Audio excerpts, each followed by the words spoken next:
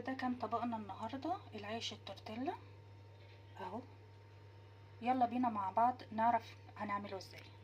صباح الخير عليكم حبايبي، احلى متابعين في الدنيا، يا رب تكونوا بخير.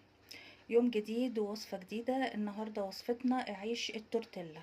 عيش التورتيلا بيدخل في كذا حاجة، يعني ممكن اعمل بيه كذا حاجة وكذا صنف من السندوتشات، وهو تغيير عن السندوتشات العادية، والاطفال والكبار بصراحة كلهم بيحبوه. تعالوا نشوف هنعمله ازاي وبطريقة سهلة وبسيطة، والامكانيات في كل بيت ما فيهاش اي مشكلة. عندي هنا كوبايتين ونص دقيق، باللي هي الكوباية الوسط اللي هي في كل بيت العادية دي. عايرت بيها كوبايتين ونص، وطبعا نخلتهم نخلة محترمة كده وكويسة. تمام. هاخد عندي نص معلقة بيكنج باودر اهي، ما تحصلش حتى نص معلقة يعني اهي. شوية ملح صغيرة بس كده. حط 3 معالق زيت زيتون، في حالة لو مفيش زيت زيتون زيت عادي مفيش مشاكل. ادي 1 2 3. بس طعم زيت الزيتون بيبقى حلو يعني فيها. بقلبها كده تقليبه حلوه.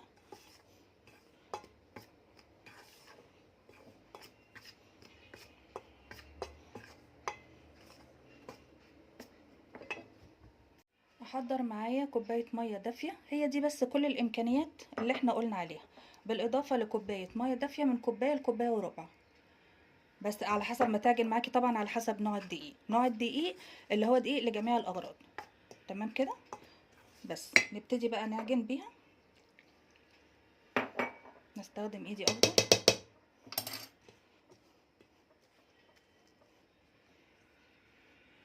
الميه بنزلها واحده واحده، ما بنزلهاش كلها مع بعض.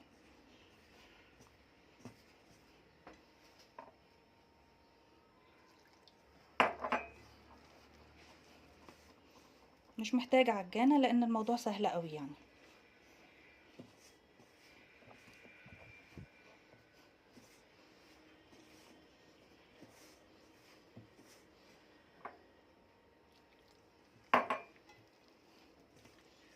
انا مش عايزاها ملزقه ومش عايزاها ناشفه قوي، فانا هحاول اظبطها وهوريها لكم برضو شكلها هيبقى ازاي. احنا مع بعض اهو واحده واحده زي ما اتعودنا.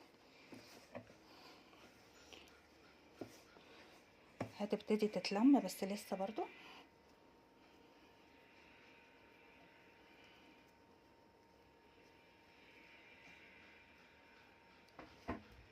بعد ما عجنتها بالمنظر ده، وعلى فكره ما ضفتش باقي كوبايه الميه، بصوا العجينه عندي طريه اهي، وفي نفس الوقت ما بتلزقش، يعني هو ده ملمسها اهو. هسيبها بقى هنا كده من غير اي حاجه تستريح، واغطيها ببلاستيك. الراحه هنا للعجين اساسي اهي، هغطيها كده ببلاستيك واسيبها بس تستريح. الخطوه دي اساسي على اساس انها وانت بتفرديها ما تمطش منك، ما تعملش زي الاستك كده، تبقى ايه، تبقى واخده راحتها بس كده. هنا بعد العجينه حبايبي عندي ما ارتاحت كده وخدت وقتها، هبتدي اقسمها بقى حتت صغيره على قد ما انت عايزه تعملي الرغيف. طبعا ليكي حريه الاختيار، اذا كنت انت عايزه تعملي الرغيف كبير صغير زي ما انت عايزه اهي.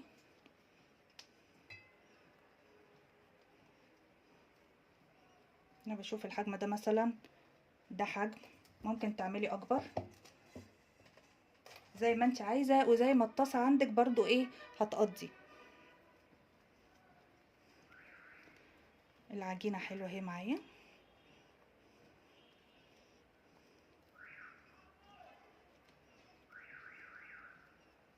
اهي. دي اكبر شويه، فعلى حسب ما انت عايزه. بعملها كده بالمنظر ده، بفردها كده وكده عشان تديني الرغيف مدور اهو، ويبقى من هنا متساوي. هنلاقي الكميه عندي طلعت لي تقريبا 4 صغيرين و2 كبار، وبرضو على حسب ما انت عايزه، يعني دي ب2 كوبايتين ونص دقيق. فلو عايزه تضاعفي الكميه مفيش مشكله. برضو هغطيها بالبلاستيك واسيبها تاني تستريح. يلا بينا بقى مع بعض. بعد ما العجين بصوا استريح ابتدى يفرد لوحده اهو. تمام كده. هنشوف طريقه الفرد، بس مع الاسف انا هشتغل على الرخامه زي ما انتم شايفين زي الفل اهي نضيفه. هبتدي اللي احنا هستعمله بقى، هستعمل دقيق. تمام كده، هرش رشه خفيفه، وهستعمل النشابه. تمام. اخد واحده معاك اهي. بصوا سهله الفرد ازاي اهي.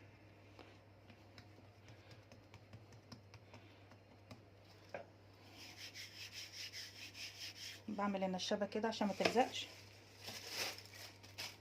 اغطي باقي العجين برضو بالبلاستيك.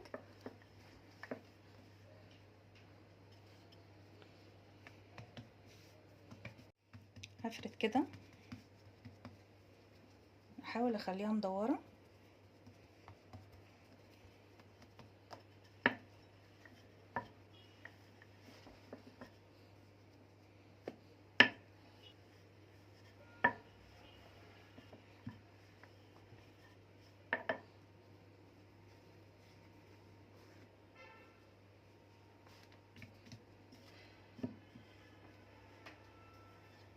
نشوف مع بعض بقى طريقه التسويه.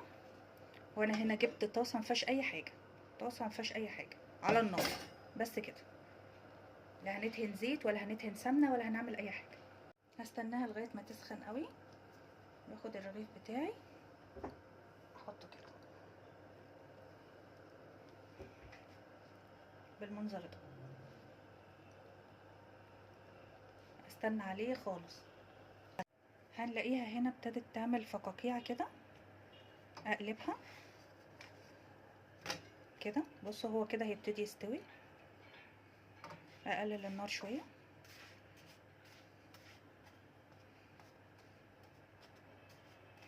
هي الفقاقيع دي مش هتفضل موجوده، هي اول ما هتطلعيها هتلاقيها خلاص بقى عيش عادي يعني. وعلى الناحيه التانية اهو انا بعمل الرغيف اللي وراه على طول، يعني انا بشيل ده وبحط ده اهو زي ما انتوا شايفين اهو. ما خدش بالظبط دقيقتين اهو. النتيجه حلوه جدا.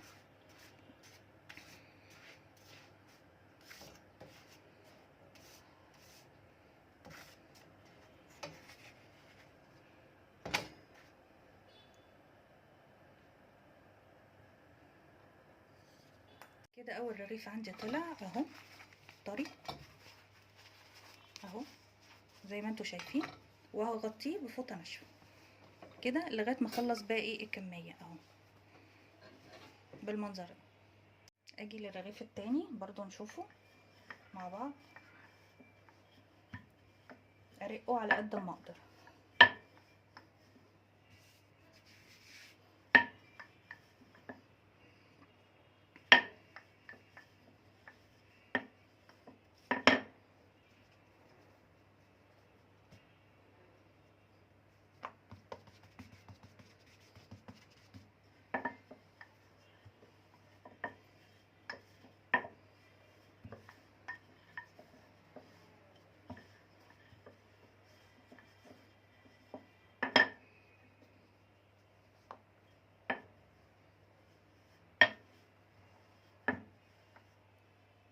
ده شكل الرغيف التاني اللي هو كان كبير شويه اهو. لا بيتقطع ولا اي حاجه يا جماعه لان العجينه ماسكه نفسها. تمام. برضو هبتدي اسويه زي التاني اهو. اهم حاجه الطاسه تبقى سخنه. احط الرغيف. الرغيف اللي فات انا كنت حاسه ان النار عاليه شويه عليه، فالمره دي انا قللت النار شويه اهو ومخليه على مهله خالص. ادي الشكل اهو ابتدى يستوي. لما وطيت النار شويه كان افضل يا جماعه، يعني بلاش النار تبقى عاليه قوي. وبرده ايدي فيه كده. الفقاقيع دي دليل ان العجينه ابتدت تستوي من جوه، فما تقلقوش منها يعني.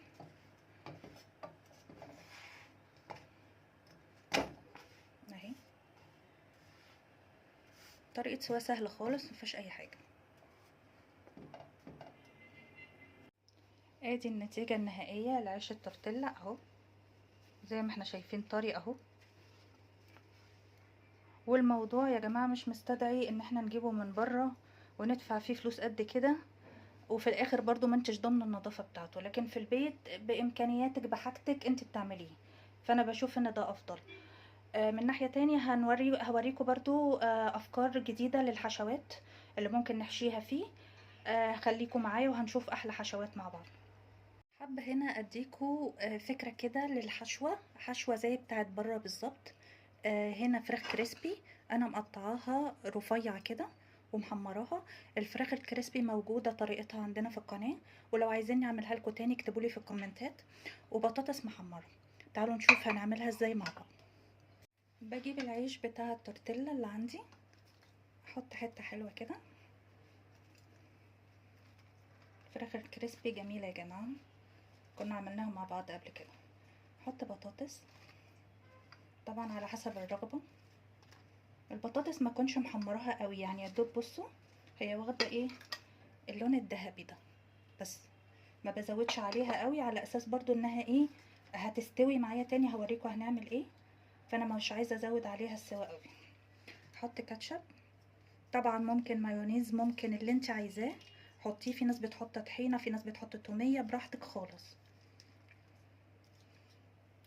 كده بالمنظر ده اهو. انا نسيت ان احنا بنتنيها من الجناب.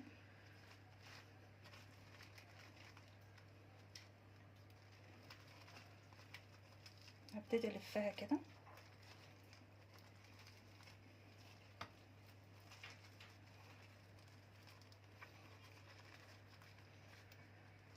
بالمنظر ده كده،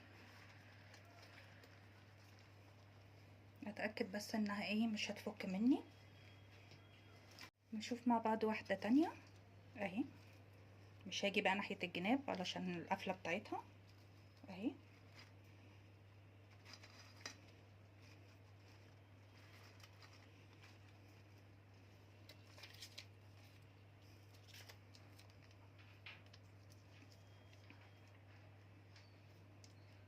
بالمنظر ده كده. يعني انت ممكن تعمليها بطريقه احسن وتظبطي الرغيف بانه اكبر، يكون اكبر، فتمام مفيش مشكله اهو. ممكن كمان نعملها ارفع واصغر بالمنظر ده اهو. هي هنا احنا حطينا حته واحده بس، بحاول اتنيها.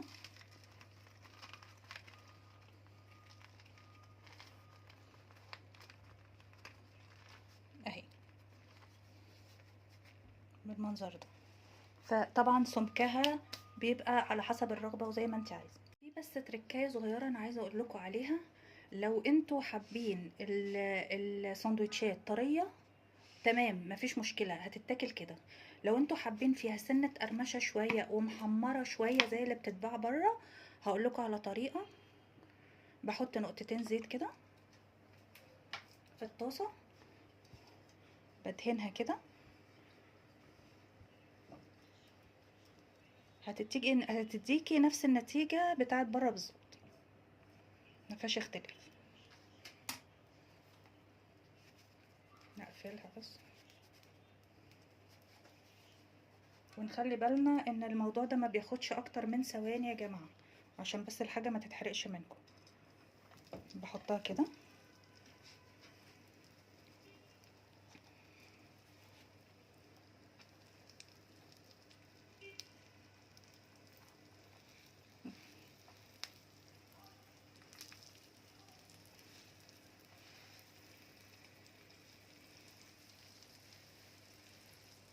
الموضوع ده ما بياخدش ثواني. بقلب فيها لحد ما بتاخد اللون الحلو ده، وبعدين بقفل عليها. بس انا هخلص الكميه وارجع لكم. ده الشكل النهائي لطبقنا النهارده بعد ما طلعناه من الطاسه، وادينا لون حلو اهو زي ما انتم شايفين. وادي شكل الساندوتش من جوه طري اهو يا جماعه، تحفه تحفه. الف هنا للي يجرب، ويا رب اكون فدتكم ولو بمعلومه بسيطه، واشوفكم في فيديو جديد.